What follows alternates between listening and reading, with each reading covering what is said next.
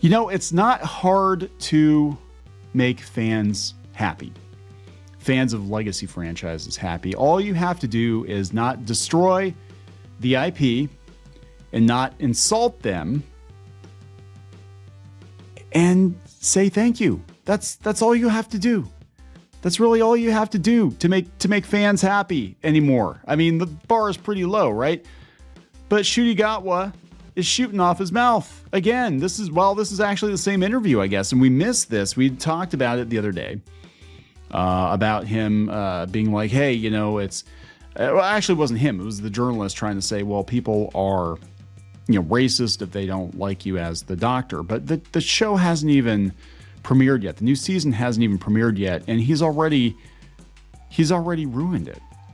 He's talking about white mediocrity in media and basically saying that, you know, black folks aren't getting chances because a lot of mediocre white folks are getting chances. And well, there may be a kernel of truth to that, right? That's a whole nother conversation. You don't tell your audience this, your predominantly probably white male audience, that they're mediocre. Effectively, right? Or that all the doctors prior to you were mediocre, or the other shows on the BBC are mediocre.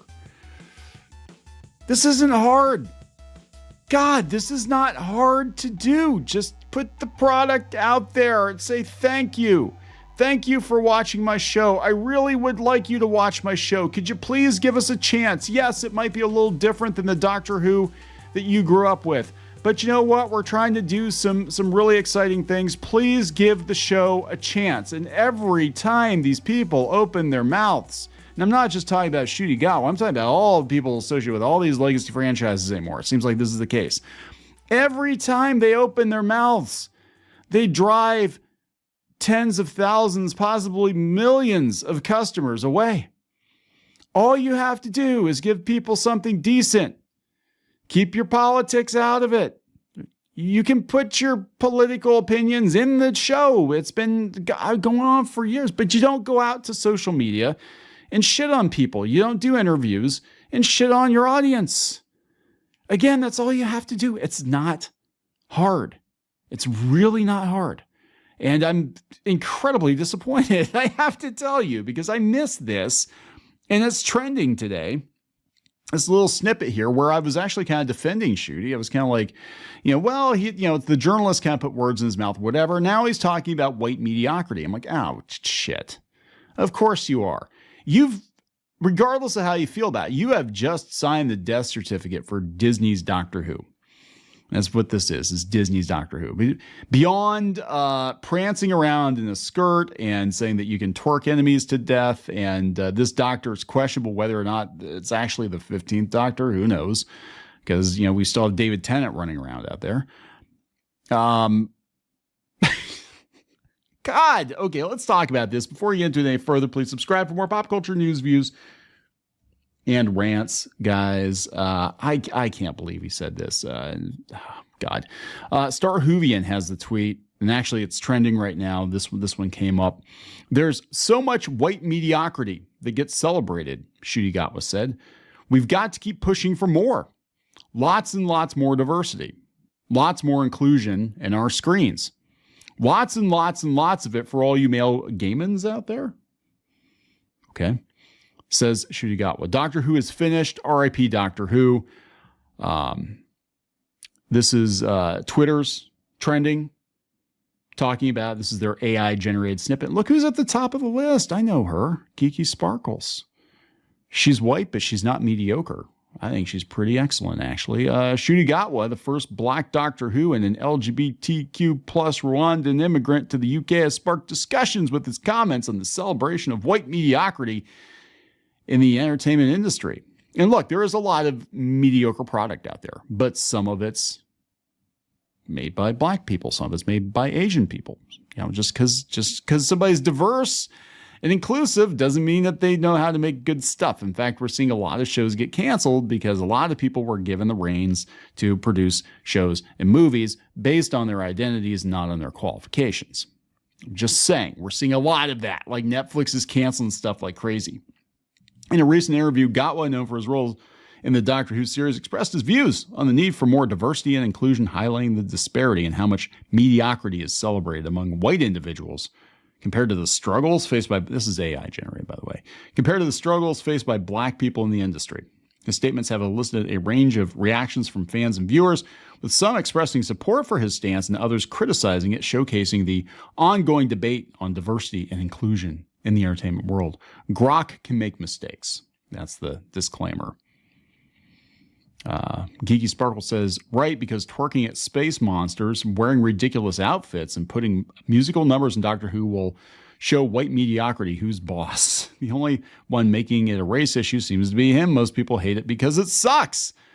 That is true. Thank you. This is why I married her. She's smart and sexy and sassy. And she is not mediocre. Oh, Boroff Shooty says, the thing king. Have you had your head completely in the sand, or are you deliberately ignorant? Wake up and open your own eyes and ears, for fuck's sake. Doctor Who star Ncuti Gatwa complains that white mediocrity is celebrated while black people struggle to get half that. Oh, please fuck off. You tiresome, preening, virtue signaling charisma vacuum. I didn't think the self-obsessed, pretentious jackass could be any more insufferable. Seems I was wrong. Oh, God. Now people were upset because of Jodie Whittaker being gone. That's when the downward spiral began. Actually, you can trace it back to probably the last season or two of Peter Capaldi. But God, I love Peter Capaldi. I thought he was a fantastic doctor. Let's look at the original article here. This is Deadline. Ncuti Gatwa, the first black Doctor Who, was extremely outspoken in a new interview. And again, this is the same interview. I just didn't see the whole thing. I saw that they were focusing on him being black and people being racist toward him. Asked about backlash on assuming the role, we see a shift happening. Yes, we did talk about that, but then it gets better. And this is today's version. Ncuti talked of his battle for acceptance. There's so much white mediocrity that gets celebrated. Gatwa talks about the UK's struggle with gender diversity and trans identity. Because I'm sure you're predominantly white, straight audience in the UK. I know the demographics. That is like white people prime, right? The UK is like where most of us came from. That general region, Scandinavia. That's kind of where we come from. I'm just going to assume that it's probably mostly white and not as diverse as the BBC portrays it, unless it's London or something. Everything trickles down from the top. And when you see politicians openly attacking marginalized communities, when you see our politicians, oh my God. Thank you for watching my show. I hope you enjoy it. Can I sign an autograph for you? I'm glad you bought an action figure of Doctor Who. Who's your favorite doctor? Oh, it's not me. That's okay. I love all the doctors because I'm a fan of Doctor Who. Thank you for supporting the show, fan. Thank you for making sure I have a job. That's all you have to do. That's all you have to do. Who you voting for, Ncuti? Doesn't really matter, does it? I'm just here to entertain you. No, I'm just saying, like, you can say that. But like, yeah. Scary to see that we've gotten to the point where it's fine to stick vulnerable people because that's essentially what's happening. People who are the most vulnerable, the most disenfranchised, most disconnected. I don't think Ncuti's going to be in the Harry Potter reboot. Do you think they're going to invite him? They could make him like the new Snape or something. I don't think he would work on that show. I have a strong feeling that Ncuti Gatwa is not going to work on the Harry Potter reboot. It's sickening because it's a hiding away of your own ineptitude. You're going to put the blame on immigrants, on black or brown people, trans people, queer people, hide the fact that you're not doing anything for people. It's easier to just create discord amongst people, divide and conquer, isn't it? I don't disagree with that. I'm going to be honest. I don't completely disagree with that because the government and our government does it too. Seems hell-bent on dividing people, divide and conquer. This is not helping though. I don't think talking about white people being mediocre and white entertainment being mediocre, even if it's true, trust me, most of what we roast on this channel is coming from white people. Okay. I don't think that's gonna win you a lot of fans there, dude. Okay, in the UK slang, and I'm sorry, I don't know this. The term gayman refers to a colored person's flushed face when expressing their strong opinions. It's compared to a type of pork, the same name. So you're basically saying somebody's getting all ruddy faced because they're so angry about there being a doctor wearing a skirt in the TARDIS. No, I'm not even angry. I'm just like, it's not hard. It's really not hard. 21 comments. He's right. He's right. Unfortunately, he said the quiet part out loud. This person says anonymous said, who specifically is he mad at? The man. Justin said, when you said in the week when Zack Snyder gets to release another terrible project, yeah, there's some truth to this. I'm not going to argue with that. Look, there's a lot of really mediocre stuff out there, but like if you're trying to win people over to your show, focusing on the diversity and inclusion angle instead of the story is not a good way to go. Did you learn nothing from your predecessor? It was all about like, she's a woman. Do we mention she's a woman? Yes, she's a woman with a vagina. And curiously, her sonic screwdriver looks like it fits into said vagina quite comfortably. Yeah, so like, you know what I'm saying? Not good, drove people away. If you don't believe me, look at the numbers.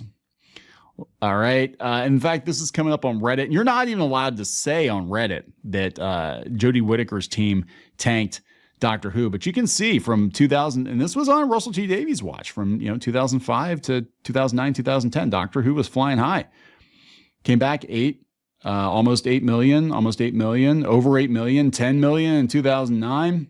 2010, we're at 8.3 million. And that was we hit the 50th anniversary, and it was holding steady. And then after the 50th anniversary, we started to see a little bit of a decline. 7 million, 6 million, almost 8 million for the special in 2016. 5.64 million. Jodie Whittaker's last season, 4.39 million, which is, if I'm looking at this, the lowest average rating of any season of Doctor Who, including the season it was canceled. Now, 4.8 million, it was canceled. 4.87 million. So yeah, it's lower than that. Literally. Well, no. Never mind. 4.31 million. So yeah, Jodie Whittaker's era is right around the same viewership of Doctor Who when it was canceled back in the 80s. And you're not allowed to mention it on Reddit. I thought it was kind of funny. This is in the Doctor Who subreddit, and this person's like, I found this really interesting statistic list showing the ratings from Doctor Who. Jodie Whittaker started in 2017. You can see a drop of around 28% compared to an uptick, then a gradual drop. Compared to Peter Capaldi, who started in 2014, had a drop of 10% but ended with -6. Based on these numbers, it looks like somewhere around the third of the audience stopped watching since Jodie Whittaker took over, with Doctor Who now having the lowest ratings of all time. Lots of conclusions you could draw from this, possibly audience fatigue from having her play the Doctor for so long. Some of it could be the decline of cable TV, perhaps a string of bad episodes, etc. Would love to get some feedback. No, you wouldn't. And then they're fighting over this, basically. Every overall viewership of everything went massively over 2020. Everything's fine. Everything's fine. It's the marketing of the show. It has nothing to do with the show itself. No, it's the show itself. The show sucks, right? And Ncuti's era, his 2 seasons that Disney has committed to financing on Doctor Who, will be a well-polished turd. It's going to look good. There's going to be lots of singing and dancing, lots of twerking, lots of musical numbers. But I guarantee you he has just chased off a big chunk of the audience. And he might not care, but the BBC probably cares and Disney probably cares. And there's going to be lots of weeping and gnashing of teeth if they don't pay for this show after the 2 seasons they've committed to. And I don't think they're going to. I'm going to be honest. I think you've just shot yourself in the foot. I could be wrong if it's the best damn run of Doctor Who ever, but the specials, the only reason people tuned in was for David Tennant. And even that, they dropped the ball. So, going to wrap it up. Please subscribe. We'll talk later.